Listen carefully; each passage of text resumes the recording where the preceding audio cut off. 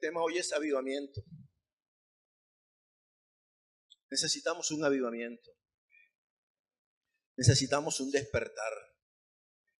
Necesitamos quitarnos toda esa arena que el diablo ha ido echando en nuestra vida. La palabra del Señor dice que avivamiento no es algo que está en la Biblia, está avivar, que es animar, dar viveza, energía, dinamismo, prontitud, urgencia. Del griego con K y J, jala, es conservar, reanimar, revivir. Estamos en tiempos difíciles y hay una verdad que dice en Mateo 24, el amor de muchos se enfriará y el amor de muchos cristianos se está enfriando y el amor de muchas personas se está enfriando. Cada vez vemos más problemas y cada vez somos más indiferentes a los problemas de los demás. Cada vez vemos que hay más inmoralidad sexual. Un simple comercial de gaseosa salen mujeres en vestido de baño. Una simple crema de cabello sale un hombre con 4 mujeres y nos parece divertido. Cualquier video, cualquier cosa que se ve en televisión, cualquier noticiero, tiene que salir la presentadora que más muestre. Esas son las cosas que venden. Cerveza, podemos ver publicidad. Toda la gente en vestido de baño rodeado de ron. El estilo de vida que los jóvenes ahora quieren imitar es el de los narcotraficantes. Jóvenes de 20 años con grandes cadenas, con grandes lujos. Cualquier video que se pueda ver tiene eso. Hay desvergüenza, hay rebeldía contra Dios. Y a nosotros no nos importa. Se han perdido valores morales. Hay más fornicación, hay más adulterio, pornografía inundando todo. En redes sociales cualquier mensaje que se manda ahora es pornografía. Drogas. Somos el país que más produce drogas. Solamente el departamento de Nariño, solamente ese departamento produce más que todo el Perú. Solamente ese departamento. Toda la música es impía. Hasta la misma gente que no es cristiana reconoce que esta música que llaman reggaetón, rap y todo eso está denigrando contra las mujeres, pero a la gente le gusta. Cuando uno habla con mujeres que no son cristianas y les pregunta de esa música, dice, son sabrosas. El ringtone de muchas mujeres, ¿cuál es reggaetón? Y en el reggaetón denigran a las mujeres. Aparece un tipo sentado en un trono con cadenas. Incluso esta semana salió que el gobierno va a declarar que cualquier música que incite a la droga, toda persona que cante eso irá preso. Y metieron un rapero. Y en el afiche aparecía un tipo bastante obeso con cadenas, gafas. Aparecen unas ametralladoras, aparecen unas mujeres mostrando casi todo. Y hasta las mismas personas inconversas se están saturando de tantas cosas. Pero la mayoría nos quedamos callados y más aún cristianos. Pero la Biblia aquí se refiere no a las personas del mundo, se refiere a los cristianos, porque somos los que tenemos amor. Y dice que el amor de muchos se enfriará. Dice que lo que antes nos dolía ya no nos parecerá malo, y la Biblia dice que en los últimos tiempos a lo malo le llamarán bueno. Me cuenta mi papá que su papá no quería que él llegara a la casa de alguien, porque allá se rumoraba que alguien era como raro. Ahora eso es bueno. Ahora cuidado, dices algo, aunque lo diga la Biblia sobre la homosexualidad, porque vas preso. Porque la Biblia dice que en los últimos tiempos a lo malo le llamarán bueno y a lo bueno malo. En muchos sitios prohíben la Biblia. En muchos sitios ya cambian la expresión. Ya las presentadoras, cada una inventa una frase. Y ahora dicen es que tengas felices sueños. Hay otra que dice que tus sueños se cumplan. Pero ninguna puede decir Dios te bendiga. Porque eso es grave en televisión, porque está tocando la susceptibilidad del que no es cristiano. Pero si ponen esa música, el cristiano no puede decir nada, porque eso es el mundo. Las diversiones todas son lujuriosas y la sociedad se ha conformado con trastornos de identidad sexual. Una novela que no tenga a alguien con un trastorno de identidad sexual está mal, porque tiene que ser una sociedad incluyente. Incluyente es que cualquiera que diga que es homosexual tienen que aceptarlo, pero cualquiera que diga que no acepta eso no lo puede decir porque los está ofendiendo a ellos. Y se ha puesto de moda de hace mucho tiempo, pero ahora se ha destapado, la homosexualidad, el lesbianismo, la zoofilia, la masturbación, todas esas cosas. Y dice la Biblia que estamos como en los tiempos de Noé. ¿Y por qué el Señor destruyó a casi todo el mundo? Porque hacían lo que estamos haciendo ahora, o lo que están haciendo ahora, o lo que la sociedad está haciendo. Dice que se daban en casamiento hombres y con hombres. Y por eso el Señor tuvo que destruir a toda esa raza humana. Pero dejó a Noé, su esposa, sus hijos. Y ellos seguían teniendo eso que viene de Adán. Esa naturaleza caída siguió estando en esos 8, a pesar de que eran hombres justos. Sus hijos no fueron justos todos. Por eso es que nosotros vemos ahora que nuestro Señor dice, un buen árbol no puede dar mal fruto. Y un mal árbol no puede dar buen fruto. Y entonces yo pensaba, Señor, ¿y por qué entonces personas como Samuel, que fueron dedicadas a ti, por qué sus hijos fueron pervertidos? ¿Por qué personas como el profeta Elí fue alguien que te sirvió y sus hijos fueron pervertidos? Que a raíz de que Samuel no pudo o tuvo esos hijos, fue que el pueblo de Israel se rebeló contra Dios, porque Dios le dijo a Israel, y es lo que nos dice hoy, yo quiero ser tu rey. Yo quiero ser tu rey solamente. ¿Y qué dijeron ellos? Samuel, tus hijos se han vuelto pervertidos y ya tú estás viejo.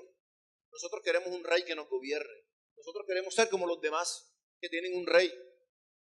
¿Qué dijo Dios? No te desprecian a ti, me desprecian a mí. Pero darles un rey y dile lo que les va a pasar. Los van a esclavizar, les va a quitar tus tierras y van a ser para él. Tus hijos van a trabajar para él. ¿Y qué dijeron? No nos importa. Lo que el mundo ofrece es lo mismo.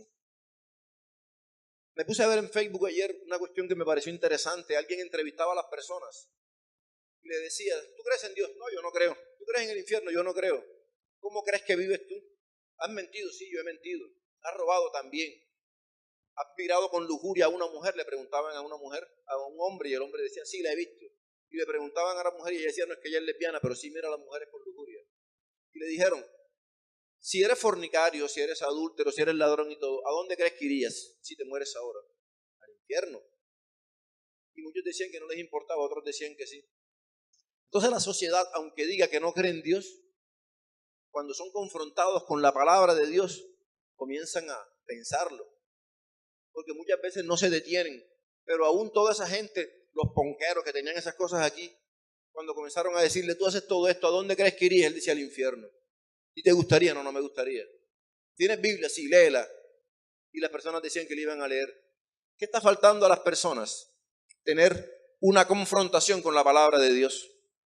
Y para tener esa confrontación, no les va a llegar la Biblia en la casa. Tenemos nosotros que llevarle la palabra del Señor a las personas. Por eso es que el Señor dice, se enfriará el amor de muchos. Quiere decir eso, que estamos viendo el pecado, que estamos viendo caer uno, caer otro, y no nos está importando, porque no hemos querido llevar esa palabra a las personas.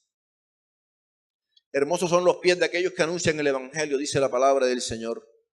Entonces, ¿qué pasa si un cristiano deja que su amor se enfríe? Es como si ya no nos importara lo que está pasando con los demás. Entonces, ¿qué no nos está importando? Que cada día haya más borrachos. Está demostrado que los jóvenes están consumiendo droga desde los 12 años.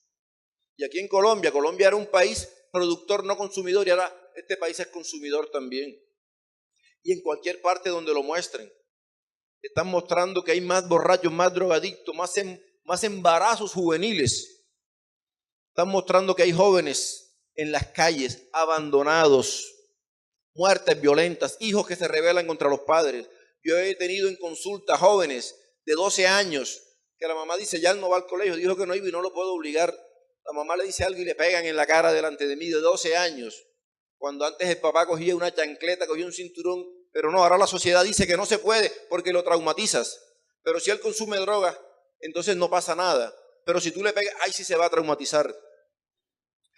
Cada vez hay más inmoralidad, cada vez hay más ateos, cada vez hay más divorcios, aún en el pueblo cristiano. Los placeres de la carne están aumentando. Y ahora las personas determinan cuál es su sexo, no importa lo que diga Dios, sino lo que ellos piensen. Entonces, Si a alguno de nosotros no le importa todo esto que está pasando, entonces somos de los que dice la Biblia, el amor de muchos se enfriará, y estaríamos nosotros ahí. Si el otro está pasando hambre, pero ya yo comí bien, ese es problema de él, el que trabaja, él verá cómo hace. Entonces eres de esos que dice la Biblia, el amor de muchos se ha enfriado.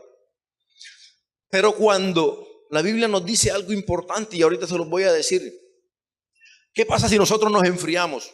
¿Pecamos delante de Dios? La Biblia dice, el que puede hacer el bien y no lo hace, se le cuenta como pecado. Si nuestro amor, Dios le ha puesto ese amor, no crean que el amor sale de nosotros porque somos buenos. Bueno, no hay ni uno, dice el Padre. Pero cuando ese amor está en nosotros, es porque es Dios el que lo ha puesto. Y si Dios pone ese amor en nosotros y no hacemos nada con ese amor, somos como el que enterró el talento. Y el Señor le dijo, siquiera en el banco me daba intereses, pero tú no me diste interés. Lo que no tienes aún se te quitará. Entonces, ¿qué pasa si nosotros dejamos enfriar el amor? Avanza el reino del diablo. Porque así como el Señor dice que tiene que avanzar el reino, Padre nuestro que estás en los cielos, dice, venga a nosotros tu reino. Cuando nosotros predicamos la palabra y vivimos un evangelio de verdad, el reino de los cielos avanza.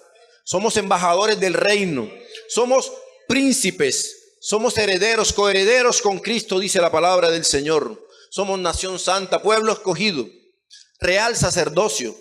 Pero cuando nosotros no oramos, cuando nosotros dejamos que el amor se enfríe, el que avanza es el reino del diablo. Más alcohol, más violencia, más fornicación, más prostitución. Entonces, si a alguien no le importa eso, entonces se está deteniendo el avance del reino de Dios. Dejamos de interceder por otros, dejamos de ganar almas para el Señor. Hagámonos una pregunta. Este año hemos ganado un alma para el Señor. El que convence es el Espíritu Santo, pero nosotros sembramos la semilla. Él es el que riega, Él es el que hace crecer. Pero cada uno se pregunte, hoy, este año ha ganado siquiera un alma, ya se va a acabar este año dentro de poco. Si dejamos de ponernos en la brecha por otros, dice Isaías, Señor, envíame a mí, heme aquí, envíame a mí, Señor. El Señor dice, ¿quién se pondrá en la brecha? ¿Qué es la brecha? Es como un barranco ahí. Yo me voy a poner aquí para que Él no pase, yo le voy a avisar del peligro. Si dejamos de ser guerreros de Dios, si solo oramos por nosotros mismos, si solo nos volvemos yo, Señor, dame Dios. Si dejamos de congregarnos.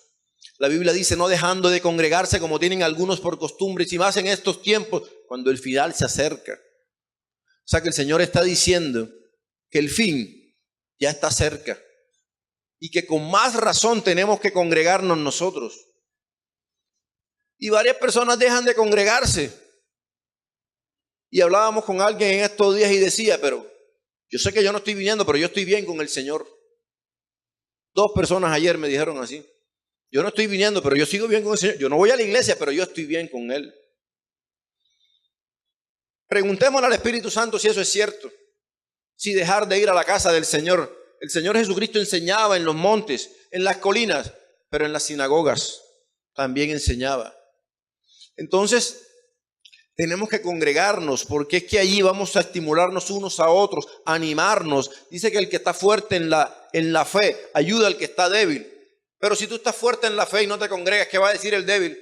Pero yo no necesito congregarme. Si el hermano tiene 20 años en el evangelio y no va a ninguna iglesia, ¿yo para qué voy a ir? Estoy aprendiendo de él. Nuestro ejemplo es el que enseña también. La palabra convence, pero el ejemplo es el que afirma. Entonces, si dejamos de congregarnos, si pensamos que no es necesario, que podemos buscar a Dios en todas partes, me decía alguien ayer, pero la palabra del Señor dice que yo oro en mi habitación y yo oro. Sí, pero también dice que no dejes de congregarte, porque el Señor derramará bendición y vida eterna cuando están los hermanos juntos y en armonía. Ahí derrama el Señor bendición y vida eterna. Entonces, estamos en los últimos tiempos. Y en los últimos tiempos, ¿cuál es el problema? Que abunda el pecado. Abunda el pecado. Nada más la fiesta que pasaron ayer. ¿Cuántas personas no andaban en orgías, fornicaciones, consumiendo alcohol, consumiendo licor? Y la gente dice, yo me controlo. No se controlan.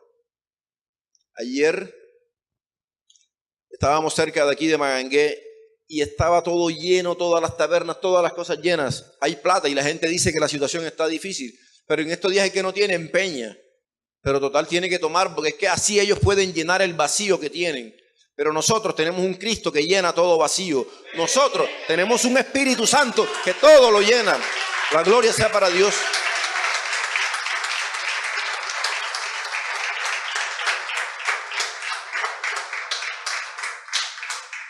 ¿Cómo vemos que estamos en los últimos tiempos? Porque abunda el pecado. Pero cuando aparentemente es una mala noticia, como cuando decimos el diablo vino para robar, matar y destruir y da miedo. Pero la Biblia dice, pero Cristo vino para dar vida y vida en abundancia. Donde abunda el pecado, sobreabunda la gracia. Donde abunda el pecado, sobreabunda la gracia. Romanos 5:20 dice, la ley se introdujo para que abundara el pecado, mas cuando abundó el pecado, sobreabundó la gracia. Así como estamos en los últimos tiempos y estamos viviendo cosas terribles que antes no se veían. Madres que venden a sus hijos pequeñitos como prostitutas. Han mostrado madres que venden a sus hijas de 9 años. Hace como 3 semanas salió una señora. Vendía a su hija. No la vendía porque no se la llevaba. La alquilaba. Y encontraron hasta 4 personas en una habitación. La propia madre. Que uno ve que un animal, que una rata le van a tocar al hijo, una gallina le van a tocar a sus pollitos y se pone así. Y una madre que alquila a su hija, a una niña. La Biblia dice que estamos en tiempos donde el pecado abunda, pero donde abunda el pecado sobreabunda la gracia. Ahora, ¿qué es gracia? Si el pecado abunda, hay más pecado. La gracia sobreabunda. Quiere decir que hay más gracia, o sea que ahora hay más gracia de Dios derramándose que antes. Porque entre más pasa el tiempo, los malos se vuelven más malos.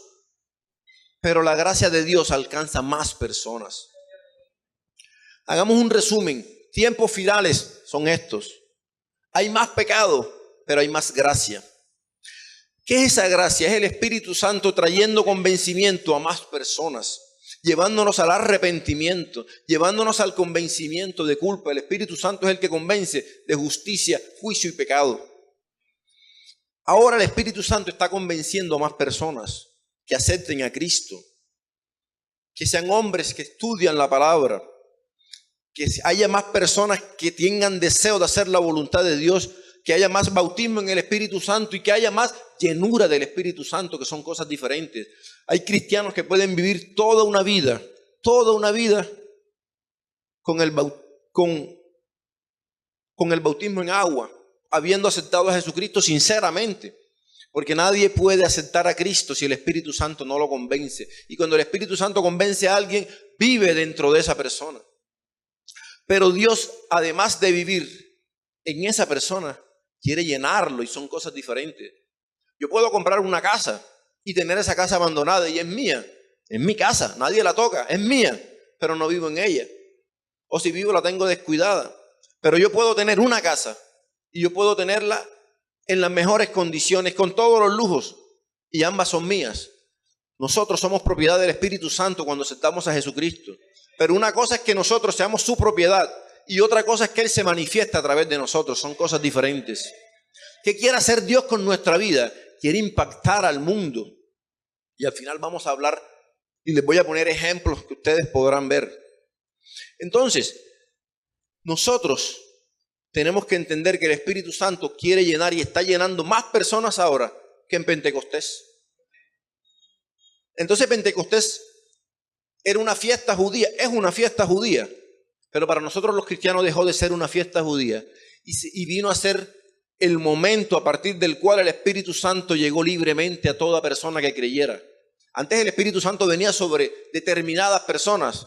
David, cuando lo invocaba el profeta, bajaba el Espíritu Santo. Zacarías, cuando llegó María y Zacarías le dijo también a su esposa que estaba esperando un hijo, dice que el Espíritu Santo entró en él, pero se iba. Pero desde Pentecostés el Espíritu Santo se quedó viviendo en todo creyente, en toda persona.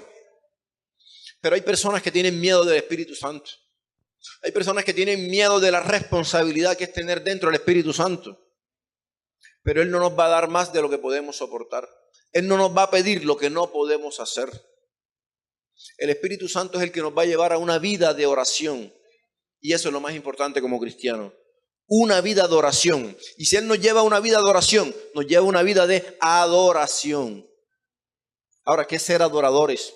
Levantar los brazos y cantar. Adorador. Cuando hacemos adoración, ¿qué estamos haciendo? Dándole a Dios, no recibiendo de Dios. Nosotros pedimos, Señor, bendíceme.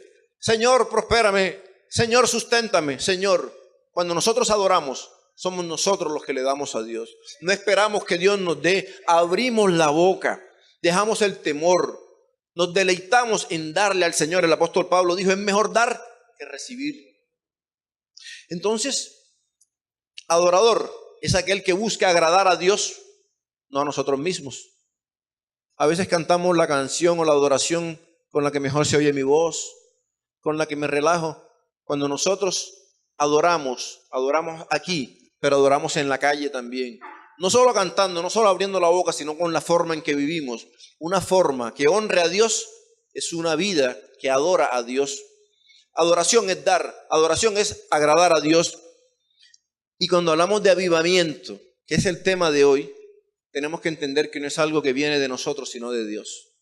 Que tenemos que estar dispuestos, que tenemos que anhelarlos, que tenemos que pedirle. Pero Él es el que decide cuándo hay ese avivamiento. Avivamiento no es el nombre de una iglesia solamente. Avivamiento es ese sentir, ese despertar que hay en nosotros. Algo que leí ayer. Así como sea tu cruz, será tu Pentecostés. Nosotros queremos que el Espíritu se derrame en nuestra vida, como en Pentecostés. Así será nuestra cruz también. ¿Esa cruz qué es? La persecución que nos hagan por causa del Evangelio. Hay personas que son cristianos en la iglesia, pero cuando salen esconden la Biblia, la meten en una bolsa. Hay personas que son cristianos aquí, pero cuando salen se abren la blusa hasta la mitad. Hay personas que aquí son cristianas, pero se suben la falda. O el joven viene y hace otras cosas y habla diferente. Entonces hay personas que no quieren padecer la cruz de Cristo. Por eso dice que el que tenga problemas, venga a mí. Trae tus problemas, déjalos aquí. Pero toma tu cruz y sígueme. Cuando nosotros cargamos la cruz de Cristo, no es que adoramos esa cruz de madera. La cruz de Cristo quiere decir el calvario por el que Él pasó por causa del Evangelio. Cristo pasó todo eso por obedecer a su Padre. Él dijo, yo no hago mi voluntad sino del que me envía. Las cosas que yo hago es porque se las vi hacer a Él. Entonces, padecer la cruz de Cristo, como dijo el apóstol Pablo, yo me regocijo por estas heridas que tengo porque son por causa del Evangelio.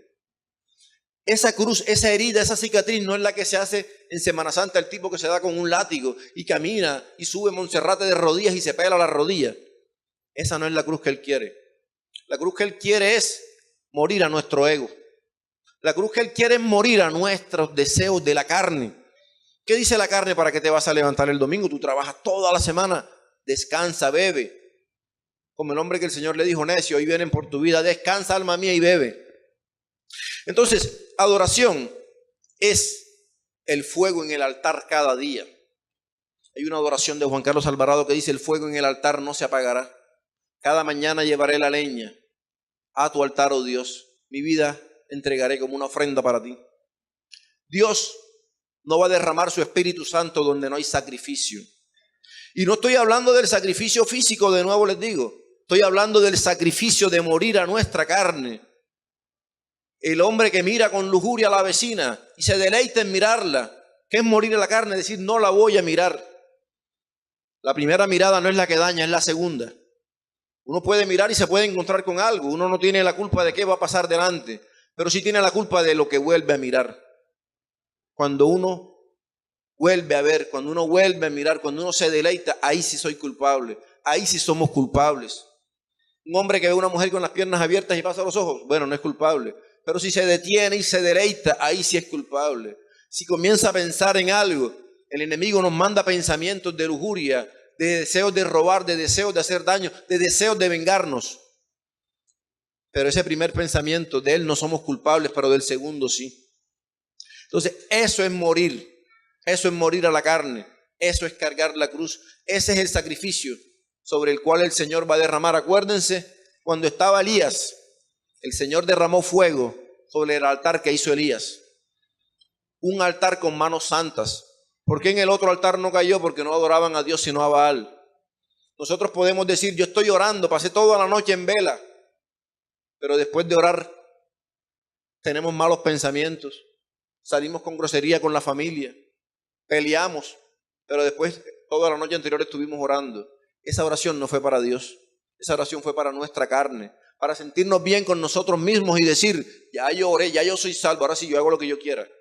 Porque el que peca y reza empata. Entonces, ese es sobre las personas sobre las cuales Dios quiere derramarse. Como estamos en tiempos finales y abunda el pecado, sobreabunda la gracia. ¿Qué es la gracia? Gracia es que Dios nos bendice en vez de maldecirnos, como debería hacer. ¿Por qué? Porque nuestros pecados, la paga del pecado es muerte. Y como hemos sido pecadores, el pago del Señor debe ser el castigo, porque recordemos algo, la Biblia dice que Dios es juez justo, pero también dice que es misericordioso. Tu misericordia es más grande que los cielos, tu misericordia es tan grande como tú. Entonces, si Él es justo, pero también es misericordioso, y alguien tiene que pagar el pecado. Como cuando llega la mamá, me rompieron los platos, alguien tiene que pagar aquí por eso. Entonces, alguien tiene que pagar ese pecado. Y en vez de llevarnos a nosotros, puso a su Hijo. Entonces, gracia es que Dios, por amor a Jesucristo, en vez de maldecirnos y castigarnos, nos bendice. Pero la gracia de Dios es más que el simple perdón. Es la presencia y el amor de Dios por medio de Jesucristo, que reciben los creyentes de parte del Espíritu Santo. Da misericordia, perdón y deseo y poder para hacer la voluntad de Dios. La gracia es el perdón de Dios para nosotros pecadores, pero la gracia también es darnos la capacidad de vivir en santidad. La Biblia dice que Dios da una medida de gracia a cada persona y lo da como un don. Primera de Corintios 1:4.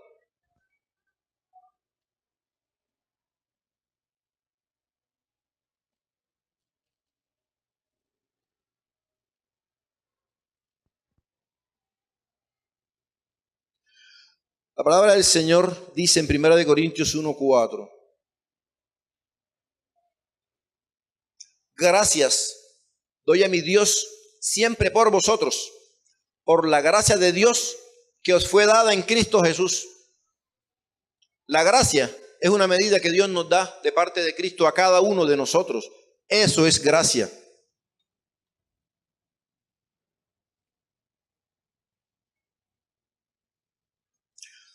¿A quién le da esa medida de gracia? A nosotros, que éramos incrédulos. Y a los incrédulos que están allá afuera, también Dios les da una medida de gracia para que crean en Cristo. Efesios 2:8-9.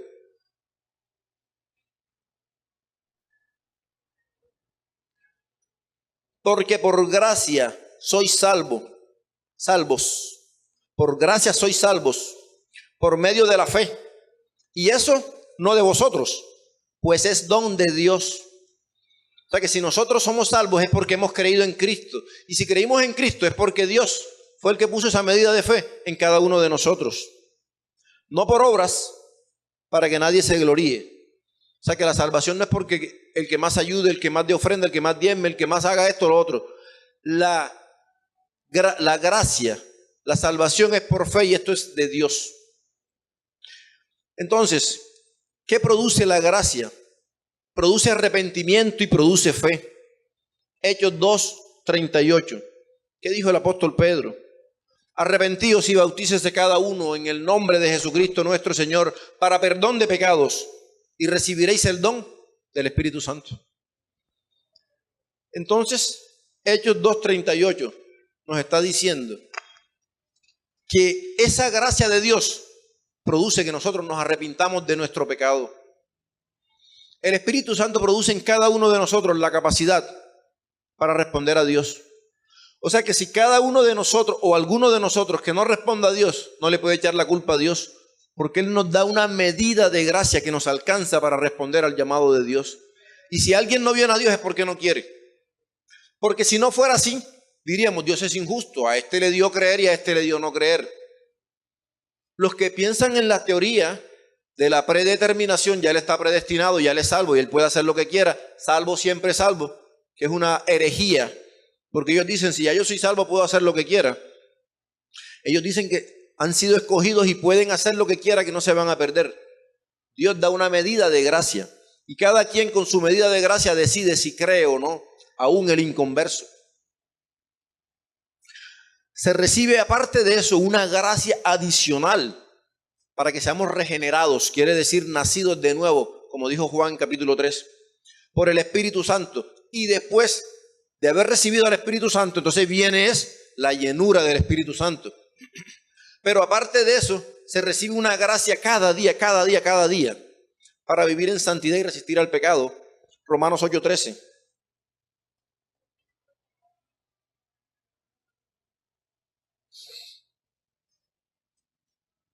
8:13.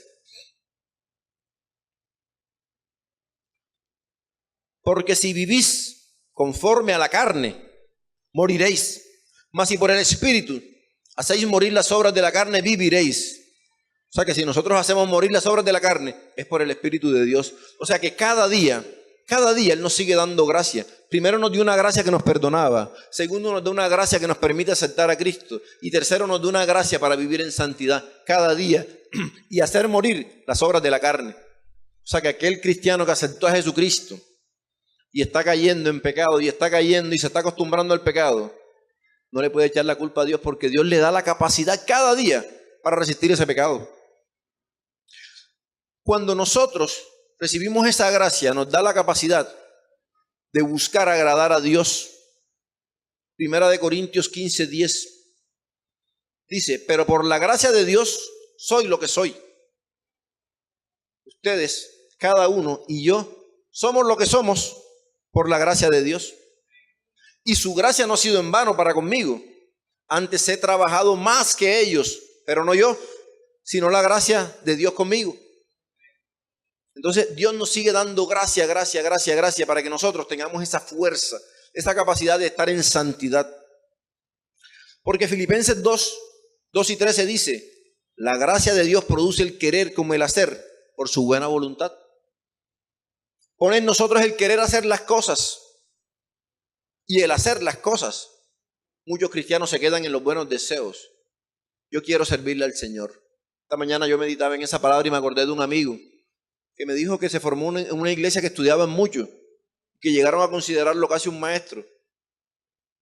Pero vive apartado y un día me lo encontré y me dijo, yo tengo ese llamado de pastor, pero vive una vida normal, secular. Entonces Dios a todos nos ha llamado, pero en nosotros está el escuchar ese llamado. Entonces Dios pone en nosotros el querer como el hacer por su buena voluntad.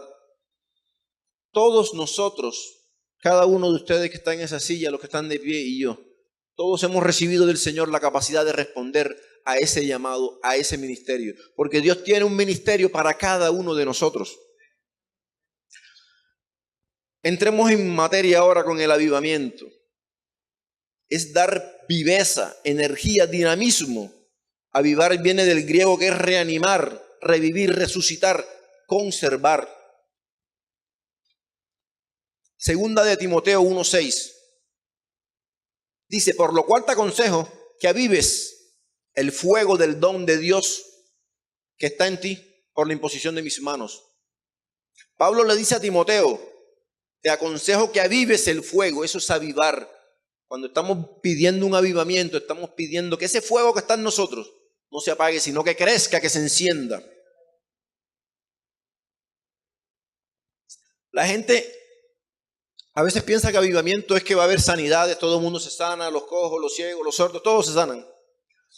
La finalidad del avivamiento es despertar el amor por Dios, aumentar la fe, aumentar esa hambre y sed de la palabra del Señor. Ese es avivamiento. Que vengan otras cosas, pero avivamiento más que sanidades es convencimiento de que necesitamos de Dios, que el borracho ya no tome más, que los drogadictos dejen de consumir eso, que la prostituta no venda más su cuerpo, que el ladrón no robe más. Cuando eso comienza a pasar en nuestro barrio y en nuestra iglesia si hay, cuando eso comienza a pasar en el pueblo y todos comienzan a ser cambiados, ahí decimos que hubo un avivamiento.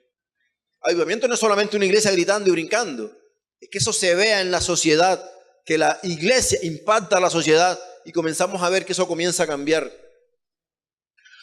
Habacuc, capítulo 3, versículo 2. Habacuc dice, oh Jehová, aviva tu obra en medio de los tiempos. Habacuc no estaba pidiendo bendición para el pueblo. Habacuc 3:2. Habacuc no le estaba diciendo a Dios, Señor, bendícelos, dale la comida, sánalos, que ningún enemigo los vence. No, él estaba diciendo, Señor, aviva en ellos, que se vuelvan a ti. Porque el capítulo 2 de Habacuc apenas tiene 3 capítulos. El capítulo 2 de Habacuc, ¿qué dice? Que se volvieron idólatras. Que todo el pueblo comenzó a adorar al diablo, a Baal, a cualquier nombre que tuviera. Pero el pueblo adoraba al diablo y Dios dice, se están volviendo idólatras y me han despreciado. Y Habacuc comienza a orar diciendo, Señor, aviva en ellos, Señor. ¿Pero aviva qué? No la sanidad, sino que se volvieran a Dios. Habacuc está diciendo, aparte de eso, Habacuc le pregunta a Dios, Señor, este pueblo mira lo que hace. Y Dios le dice, los voy a castigar. ¿Y cómo? Les voy a mandar un pueblo más malo que ellos que los castigue, que los destierre, que casi los destruye. Y Señor, ¿cómo haces eso? Pero ya para que sepan eso tienen que leer el libro de Habacuc. Pero la cuestión es que Habacuc le está diciendo al pueblo, a Dios, Señor, avívalos, Señor. Trae un avivamiento a este pueblo, no de sanidades, sino que se conviertan a Dios, que dejen la idolatría. Ese es el avivamiento que Dios quiere. Entrando en materia, ahora sí, vamos a la cita principal. Está en Nehemías capítulo 8, del 1 al 9. Viene Esdras, Nehemías y Esther. ¿Qué pasa? Nehemías capítulo 8, versículo del 1 al 9. Pero que después comienza a aparecer una fe inconmovible y que la gente se preocupa porque ocurre un avivamiento, que es lo que vamos a pedir hoy. Dios motiva a todos los creyentes para traer un arrepentimiento a las almas. El mismo Dios nos está dando a nosotros un despertar para que nos animemos a buscar a las personas. Dios produce en nosotros, Él es el que produce en nosotros el hambre y la sed de justicia. Cuando nosotros tenemos ganas de leer la palabra de Dios y devorarla y devorarla y devorarla, entonces dice Mateo 5:6, bienaventurados serán los que tienen hambre y sed de justicia, porque ellos serán saciados. Dios quiere que seamos hombres de la palabra de Dios, de oración, de comunión con Dios, con el Padre, con el Hijo, con el Espíritu Santo. El avivamiento viene de Dios, pero se requiere un pueblo que tenga anhelo de Dios, que lo busque constantemente, que haga la voluntad de Dios. Como ahora que estamos organizando el grupo de oración temprano y estamos llegando y estamos viendo cielos abiertos, porque ahí es cuando el Señor va a derramar bendición, va a abrir los cielos. Ahí es cuando el Señor necesita un pueblo que impacte. Dios cada día manifiesta su poder en cada uno de nosotros. Cuando nosotros comenzamos como iglesia a movernos, a dejar de orar individualmente, a orar de forma colectiva, ahí es cuando Dios produce un despertar. Vamos a leer Esdras, capítulo 8, del 1 al 9. Perdón, Nehemías.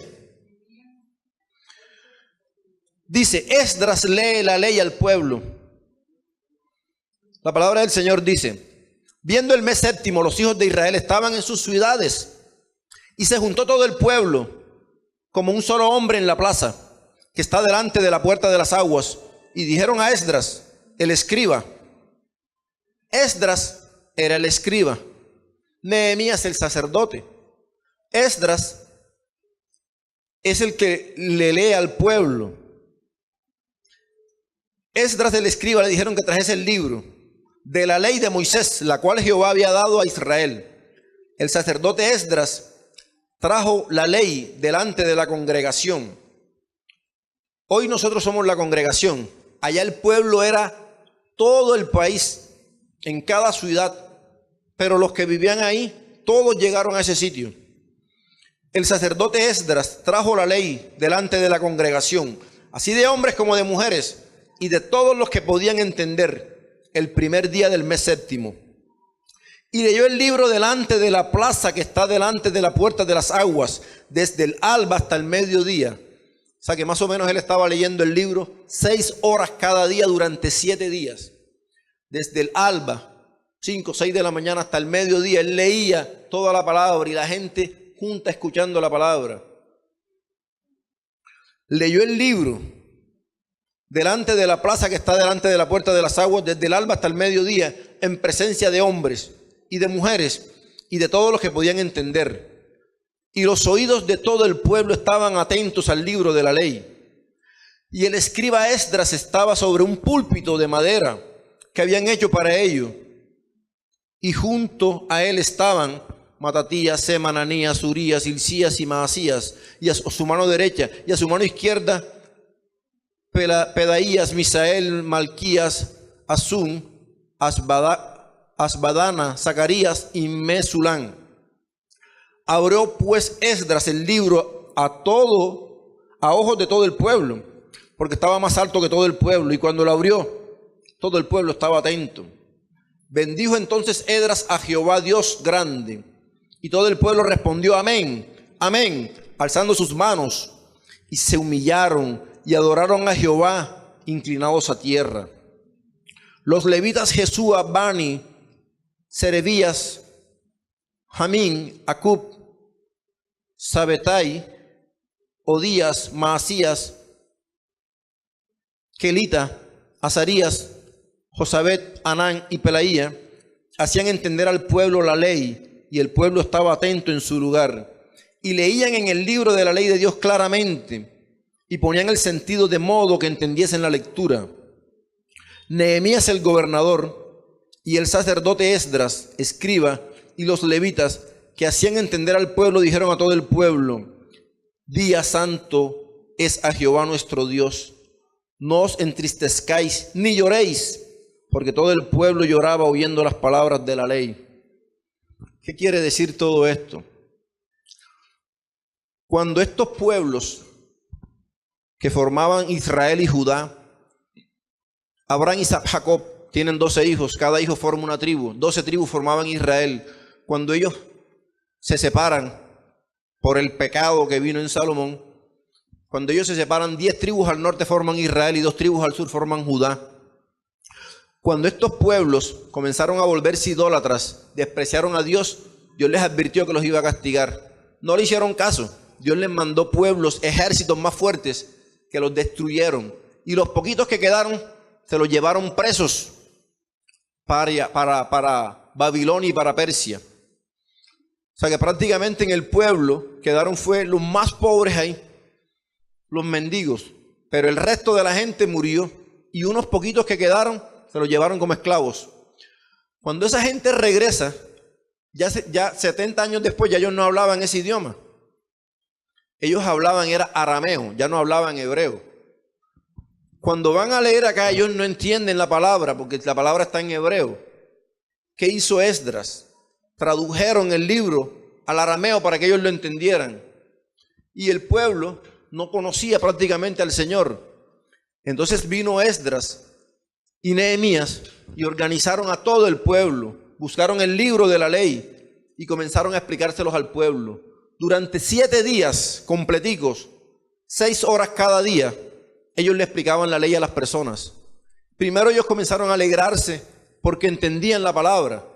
Por eso es que es importante que nosotros leamos la palabra y que hermanos, maestros que el Señor ponga también nos ayuden a entender la palabra y que el Espíritu Santo nos guíe.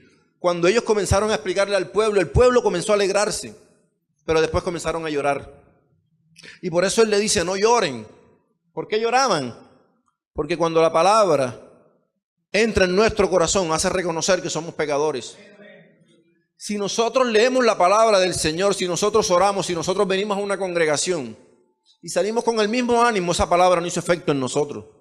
Pero cuando nosotros meditamos y decimos, ciertamente yo no estoy administrando bien el dinero, o estoy siendo grosero, o estoy buscando vengarme, yo no debo hacer eso, o yo estoy actuando mal de esta forma, o yo estoy robando algo, entonces la palabra realmente está actuando en nuestra vida.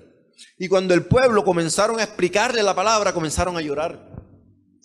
Pero esto que hizo Nehemías fue lo que hizo que se produjera el mayor avivamiento en todo el Antiguo Testamento. En todo el Antiguo Testamento, con todos los reyes que hubo, no hubo un avivamiento como ese que hubo ese día, que la gente se arrodillaba y ponía la cabeza en la tierra, humillándose ante Dios. Y muchas veces nosotros somos altivos. Señor, yo no oro, pero tú me entiendes. Señor, 5 minutos porque yo no tengo tiempo. Señor, tú verás. Este pueblo se humillaba y cada día demoraban 6 horas. Entonces el Señor produjo en ellos un avivamiento. Comenzaron enseguida a despertar. Entonces Dios, cuando una iglesia comienza a humillarse como este pueblo, Dios comienza a hacer un avivamiento. Dios comienza a despertarnos a nosotros. Nehemías nos muestra uno de los más grandes tiempos de renovación espiritual. Se transmitieron por la palabra, por la oración, por la confesión, por un corazón contrito y humillado, por un rechazo del pecado de la sociedad como la estamos viendo y una renovación del compromiso con Dios. El pueblo dice ahí que inclinaba la cabeza. Entonces, si ustedes quieren, hay gente que dice, no, pero yo no creo en eso. Hay unos papiros dicen los teólogos que seguramente la parte que más hizo llorar al pueblo fue cuando leyeron Deuteronomio 28, las consecuencias de la obediencia y las consecuencias de la desobediencia. Pero vamos a hablar en estos tiempos del avivamiento. Ustedes dicen, pero es que eso fue en el Antiguo Testamento, eso fue hace muchos años. Uno de los más grandes avivamientos que llegó hasta estas tierras, que permitió que nosotros conociéramos el Evangelio, comenzó en el sur de Gales. Ustedes pueden buscar el avivamiento de Gales y pueden ver cómo un joven, su nombre Evan, no recuerdo el apellido, este joven fue criado por unos padres cristianos y comenzó a tener hambre y sed de justicia y de Dios desde un principio. Pasaba leyendo la palabra de Dios, pasaba leyendo la palabra todo el tiempo. Sus amigos no gustaban de él porque todos estaban pensando en la novia y este joven pensaba en estudiar la palabra. Leía tanto que en las madrugadas no dormía. Comenzaron a ponerlo a que comenzara en su iglesia, que ministrara el grupo de jóvenes y comenzó a crecer y comenzaron a invitarlo de iglesia en iglesia.